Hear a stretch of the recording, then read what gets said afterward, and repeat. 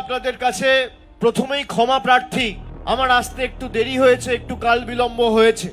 আমার এখানে 12:30 1টার মধ্যে বীরভূমে পৌঁছে গিয়ে 1টা থেকে 1:30টার মধ্যে তারাপীঠ মন্দিরে পুজো দিয়ে আপনাদের সভাস্থলে আসার কথা ছিল। আমার যে হেলিকপ্টারে করে আসার কথা, এখনো নির্বাচন শুরুই হয়নি, নির্বাচনের দিনকাল ঘোষণা হয়নি, নির্বাচনের দামামা হয়তো বেজে গেছে এসআইআর এর মাধ্যমে। বাংলা বিরোধী এবং জমিদারদের চক্রান্ত। আমার হেলিকপ্টারের একটা পারমিশন যেটা সকাল 11টায় দেওয়ার কথা ছিল, এখনো পর্যন্ত সেটা দেয়নি।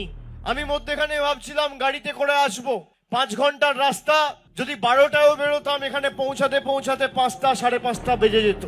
আমি বুদ্ধি খাটিয়ে, তাদের যা জেদ তার 10 গুণ জেদ আমার, আমি বুদ্ধি খাটিয়ে আমাদের পাশের রাজ্য ঝাড়খণ্ডের মুখ্যমন্ত্রী হেমন্ত সোরেনের সাথে কথা বলে তাদের যে হেলিকপ্টারটা ছিল সেটা আনালাম। সেই হেলিকপ্টারে করে 2 ঘন্টা দেরি হয়েছে। বাংলা বিরোধী জমিদারদের যা জেদ তার 10 গুণ জেদ আমার। আমি যদি কথা দিই আমি কথা রাখি। আমার দেরি হলেও আমি বলেছি যত দেরি হোক আমি যাব। 10টা মানুষও যদি সভাস্থলে থাকে আমি গিয়ে বক্তৃতা দেবো, আমি কথা বলবো, তৃণমূলের হয়ে সৈনিকের কাজ করব। এটাই তৃণমূল কংগ্রেস। আমরা কোনো ধমকানি চমকানি ষড়যন্ত্র চক্রান্তে নতি স্বীকার করি না। আমি মায়েদের ধন্যবাদ জানাই যারা এখনো অপেক্ষা করছেন 6 ঘন্টা 7 ঘন্টা ধরে, যারা সভাস্থলে অপেক্ষা করে।